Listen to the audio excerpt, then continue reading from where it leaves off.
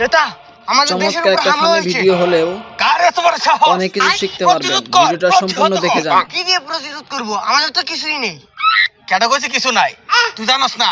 দেখ নিন্দা নিন্দা জানাই নিন্দা জানাই নিন্দা, ধর শুধু নিন্দা জানাইলো।